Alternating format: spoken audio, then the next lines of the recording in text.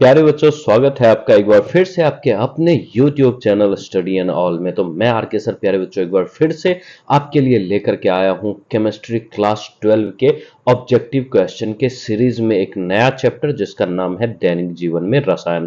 प्यारे बच्चों, जैसा कि आपको पता है कि आपके बोर्ड एग्जाम में 35 मार्क्स का ऑब्जेक्टिव पूछा जाता है और अगर आप चाहते हैं कि आपका रिजल्ट बेहतरीन, लाजवाब, आउटस्टैंडिंग हो और आप ना एक टॉपर के बीच अपना नाम दर्ज करवाना चाहते हैं, तो आपको चाहिए होता है एक बेहतरीन मार्क्स आपके 12 के बोर्ड एग्जामिनेशन में। तो उसमें आपको बेहतरीन मार्क्स लाने के लिए सबसे ज्यादा हेल्प करता है ऑब्जेक्टिव, बिकॉज आपका 50% मार्क्स ऑब्जेक्टिव से रहता है, यानी कि 35 क्वेश्चन आपका ऑब्जेक्टिव से रहता है। तो प्यारे बच्चों देखिए, सबसे पहले हम 35 मार्क्स सिक्योर करेंगे, उसके बाद फिर हम 2 मार्क्स और 5 मार्क्स का क्वेश्चन का भी इंपॉर्टेंट वीडियोस लेकर के आएंगे। तो ठीक है, अगर अभी तक आपने चैनल सब्सक्राइब नहीं किया है तो प्लीज सबसे पहले आप चैनल सब्सक्राइब कर दीजिए और आप हमें फॉलो करिए ताकि आप ढेर सारा बेनिफिट ले सकें इस चैनल से। तो देखिए, आज का जो हमारा ये है चैप्टर दैनिक जीवन में रसायन, इसका आज हम लोग करेंगे महत्वपूर्ण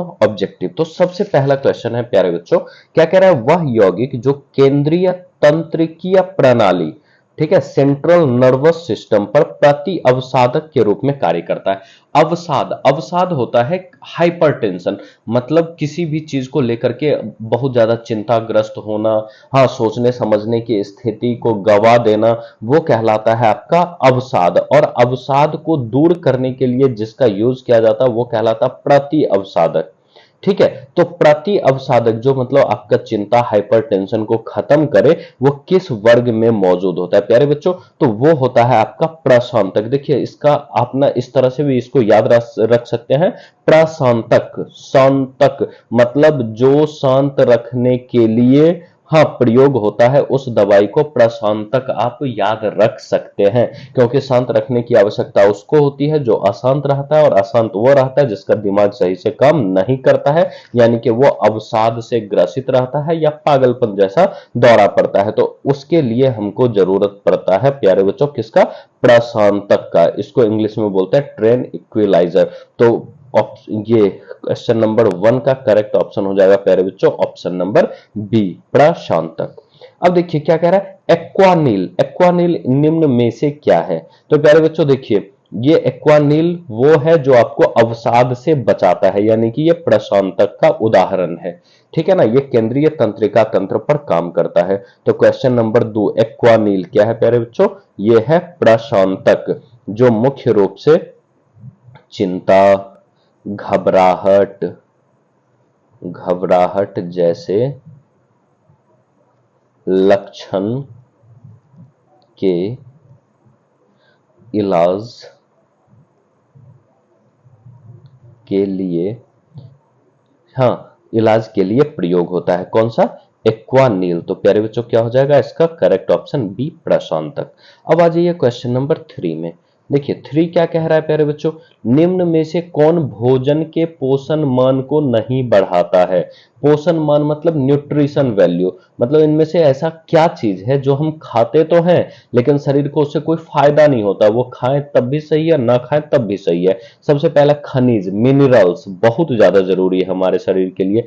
कृत्रिम मधुरक, कृत्रिम मधुरक क्या होता है, आर्टिफिशियल स्वीटनर, या आप इसको कह सकते हैं शुगर फ्री।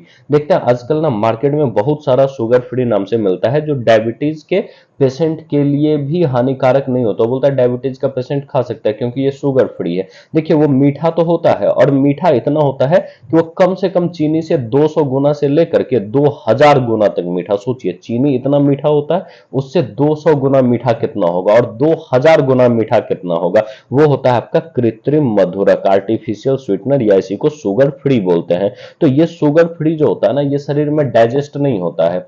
तो सवाल ये आता है कि डायबिटीज पेशेंट इतना मीठा चीज खा लेता है, उसको नुकसान क्यों नहीं होता है, क्योंकि ये शरीर में पचता ही नहीं है। ये आप खा लिए, स्वाद में आपको मीठा लगा, और फिर ये यूरिन के रास्ते, ठीक है, पेशाब के रूप में बाहर निकल जाता है, कृत्रिम मधुरक। तो ये पोषण मान को नहीं बढ़ाता है। बाकी विटामिन भी जरूरी है और एमिनो अम्ल भी जरूरी है, क्योंकि एमिनो अम्ल मिलकर के प्रोटीन, तो प्रोटीन, विटामिन और खनिज जरूरी है, लेकिन कृत्रिम मधुरक जरूरी नहीं है। कृत्रिम मधुरक मधुरक।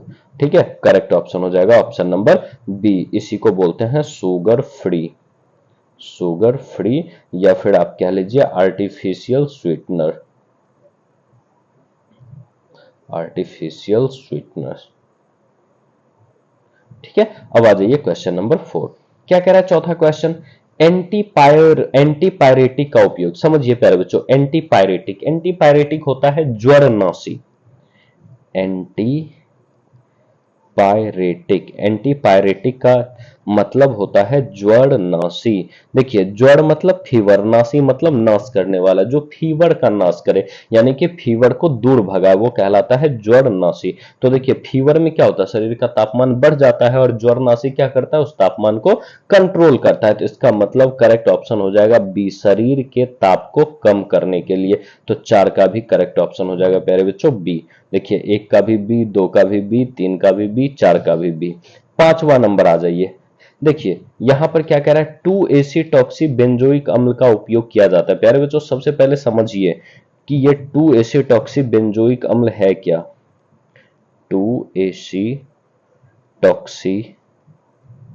बेंजोइक अम्ल, ये जो 2 एसिटॉक्सी बेंजोइक अम्ल है ना प्यारे बच्चों, ये होता है आपका एस्पिरिन।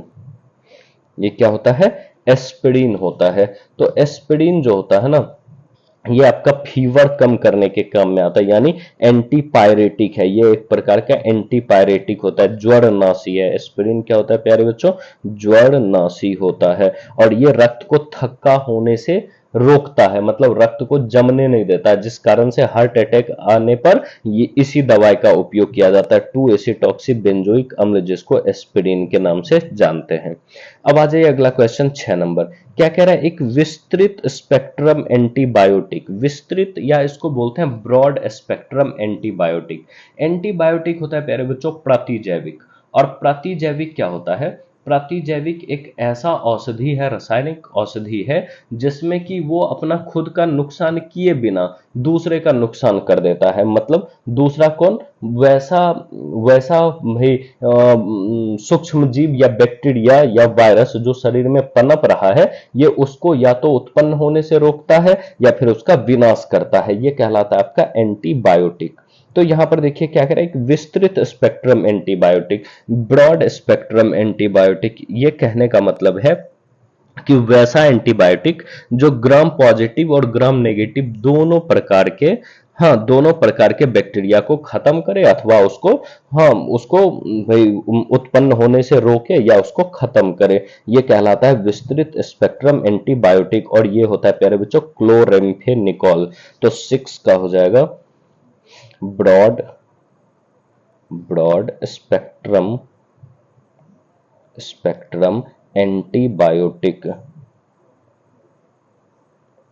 एंटीबायोटिक, ये होता है आपका क्लोरेम्फेनिकोल, क्लोरेम्फेनिकोल। और इसका मुख्य रूप से उपयोग होता है प्यारे बच्चों टाइफाइड में, टाइफाइड में। तो आपसे ये भी पूछा जाता है कि टाइफाइड में निम्नलिखित में से किसका उपयोग होता है, तो आपका करेक्ट आंसर होगा क्लोरेम्फेनिकोल।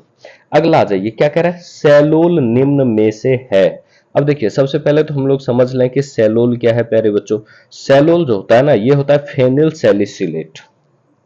7 नंबर सेलोल, सेलोल, ये होता है आपका फेनिल सैलिसिलेट, सैलिसिलेट। ये आपका ना एक तरह से क्लीनिंग एजेंट है, क्लीनिंग एजेंट। क्लीनिंग एजेंट मतलब जिसका काम साफ सफाई में किया जाता है, और क्लीनिंग एजेंट खास करके किसका, फ्लोर का, सतह का, फ्लोर का क्लीनिंग एजेंट होता है। तो सेलुल क्या होता है प्यारे बच्चों, फेनिल सैलिसिलेट होता है, फेनिल सैलिसिलेट। देखिए है, इसमें करेक्ट ऑप्शन हो जाएगा option number B, phenyl salicylate, ये हो जाएगा करेक्ट ऑप्शन। अब अगला नंबर आ जाइए, नंबर 8। क्या कह रहा है, डेटॉल में उपस्थित एंटीसेप्टिक है। प्यारे बच्चों, सबसे पहले तो समझिए ये एंटीसेप्टिक होता क्या है। ये सेलूल जो है ना आपका, सेलूल ये भी एंटीसेप्टिक होता है। ये जो सेलूल है ये भी होता है एंटीसेप्टिक। एंटीसेप्टिक का मतलब होता है पूतिरोधी। अब समझिए पूतिरोधी क्या होता है, जैसे देखिए कहीं पर कट जाए, हाँ, या फिर थोड़ा सा खड़ोस लग जाए या घाव हो जाए तो आप क्या करते हैं, सबसे पहले डिटॉल लगाते हैं या सेवलॉन लगाते हैं। तो ये इसलिए होता है ताकि बाहरी बैक्टीरिया को पनपने से रोका जाए। तो वो बाहरी बैक्टीरिया को पनपने से रोकने के लिए ही एंटीसेप्टिक का उपयोग किया जाता है, ठीक है ना, कि वो बाहरी घाव में बैक्टीरिया को नहीं पनपने दे। तो देखिए, डेटॉल में भी एंटीसेप्टिक पाया जाता है। अगर आप डिटॉल के शीशी में ध्यान से पढ़ेंगे ना, उसमें लिखा रहता है एंटीसेप्टिक लोशन। तो इसमें देखिए कौन कौन सा रहता है। तो ये जो डेटॉल है ना प्यारे बच्चों, इसमें रहता है क्लोरोजाइलेनॉल। डेटॉल डेटॉल में पाया जाता है क्लोरोजाइनॉल तथा अल्फा टर्पिनॉल। देखिए, ये दो चीज पाया जाता है, क्लोरोजाइनॉल और अल्फा टर्पिनॉल अल्फा टर्पिनॉल, ये दो चीज पाया जाता है। तो देखिए, इसमें क्या है, क्लोरोजाइलेनॉल है। करेक्ट ऑप्शन हो जाएगा आपका ऑप्शन नंबर बी। तो ये था आपका क्वेश्चन नंबर 8। अब अगला क्वेश्चन आ जाइए। देखिए, अगला क्वेश्चन क्या कह रहा है, निम्न में से कौन सबसे मीठा कृत्रिम मधुरक है। प्यारे बच्चों, अभी हमने बताया था आपको कि कृत्रिम मधुरक क्या होता है, आर्टिफिशियल स्वीटनिंग एजेंट, या जिसको बोलते हैं शुगर फ्री, ठीक है। ये काफी ज्यादा मीठा होता है। तो देखिए, जैसे सबसे पहला है ना, क्वेश्चन नंबर 9 का ऑप्शन ए है स्पार्टेम। स्पार्टेम, ये स्पार्टेम जो है ना, नॉर्मल शुगर जो होता है, जिसको चीनी बोलते हैं, चीनी से 200 गुना मीठा होता है, 200 गुना ज्यादा मीठा। सोचिए कितना ज्यादा मीठा होता है। और डायबिटीज पेशेंट खाता है, उसको कुछ नहीं होता है। रीजन क्या, कि ये पचता नहीं। एस्पार्टम चीनी से 200 गुना मीठा। सुक्रालोज में आ जाइए, बी, सुक्रालोज। हो सकता है आपसे अलग अलग पूछ ले प्यारे बच्चों, इसीलिए मैं एक एक करके बता रहा हूं।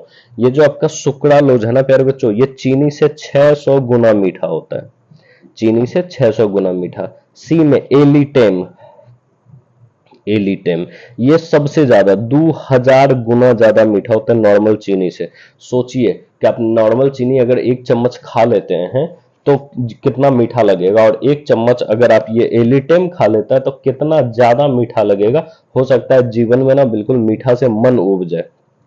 एलिटेम। उसके बाद सुक्रोज, ये तो आपका डाइसेकेराइड है, ये कृत्रिम मधुरक है ही नहीं सबसे पहले। तो बचाती है ना, स्पार्टम 200 गुना, सुक्रालोज हाँ आपका हो गया 600 गुना, और एलिटेम हो गया 2000 गुना। तो करेक्ट ऑप्शन हो जाएगा सी, क्योंकि सबसे ज्यादा मीठा यही है, 2000 गुना। अगला नंबर आ जाइए, क्वेश्चन नंबर 10। क्या कह रहा है, साबुन में ग्लिसरॉल मिलाया जाता है, इसका कार्य है। देखिए, साबुन में ग्लिसरॉल इसीलिए मिलाया जाता है कि उसका झाग तेजी से सूखे नहीं। हाँ, मान लीजिए आप साबुन लगाते जाते हैं नहाते समय और सूखते जाता है, तो साबुन लगाने का कोई फायदा नहीं होगा। तो ये सूखने से रोकता है और नमी बढ़ाता है, मॉइस्चर बढ़ाता है। तब जितना भी महंगा वाला साबुन देखते हैं उसमें ग्लिसरॉल बहुत अधिक रहता है, इसलिए मॉइस्चर देता है, सूखता नहीं है। सस्ता वाला साबुन लगाइए ना तो फटाफट लगेगा, स्किन ड्राई हो गया है, और थोड़ा सा भी नाखून से खड़ूस दीजिए ना, व्हाइट व्हाइट जैसा दिखने लगेगा। तो साबुन में ग्लिसरॉल किस लिए मिलाया जाता है, ताकि वो उसको तेजी से सूखने से रोके, उसमें मॉइस्चर बढ़ाए। और यही ग्लिसरॉल या ग्लिसरीन के वजह से ट्रांसपेरेंट साबुन होता है। आप देखे होंगे जैसे पियर्स हो जाता है, विवेल हो जाता है, ये सब जो ट्रांसपेरेंट होता है ना, लगता है ना कि आर पार दिखता है, वो ग्लिसरॉल के वजह से हो जाता है। तो करेक्ट ऑप्शन हो जाएगा आपका ऑप्शन नंबर सी। अब आ जाइए क्वेश्चन नंबर 11। 11 में क्या कह रहा है, बीथियोनल का प्रयोग साबुन में किया जाता है, जो प्रयोग होता है। देखिए प्यारे बच्चों, बीथियोनल, बीथियोनल, क्वेश्चन नंबर 11। ये जो होता है ना बीथियोनल, ये एंटीसेप्टिक का काम करता है, एंटीसेप्टिक। हम्म, ये आपका करता है एंटीसेप्टिक। एंटीसेप्टिक मतलब क्या, जो बैक्टीरिया को पनपने से रोके। जो किसको पनपने से रोके, बैक्टीरिया। इसीलिए तो साबुन से हाथ धोते हैं, देखते हैं वो डिटॉल से दिखाता है प्रचार में, साबुन से हाथ धोता है भाई सारा बैक्टीरिया खत्म हो जाता है, एक आध गो बैक्टीरिया बचता है। वो इस वजह से होता है क्योंकि ये एंटीसेप्टिक होता है, जिसको पूतिरोधी बोलते हैं। और इस तरह का जो जो साबुन होता है जिसमें बिथियोनल यूज होता है, वो खास करके टॉयलेट सॉप होता है, जो टॉयलेट में हम लोग साबुन यूज करते हैं। क्वेश्चन नंबर 10, 11 हो गया आपका, क्या हो जाएगा करेक्ट ऑप्शन बी, एंटीसेप्टिक। अगला क्वेश्चन आ जाइए 12।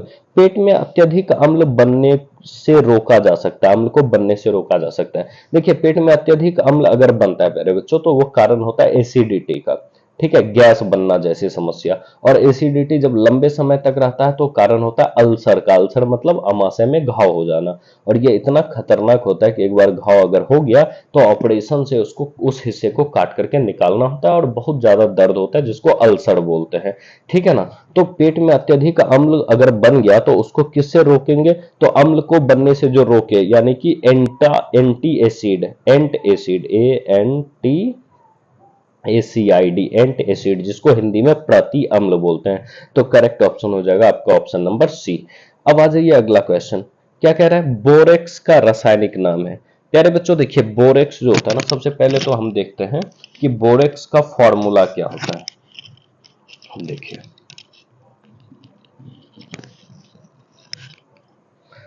सबसे पहले हम लोग देखेंगे कि बोरेक्स का फॉर्मूला क्या होता है। प्यारे बच्चों बोरेक्स जो होता है ये होता है आपका Na2B4O5OH का होल 4 इंटू 8H2O, ये होता है बोरेक्स। ये जो बोरेक्स होता है इसको पढ़ते हैं हम सोडियम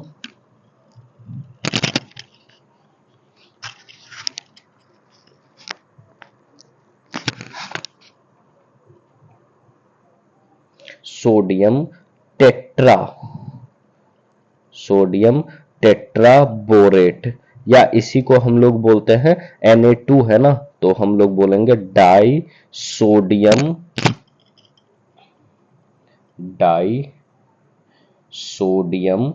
टेट्राबोरेट, ये बोलेंगे।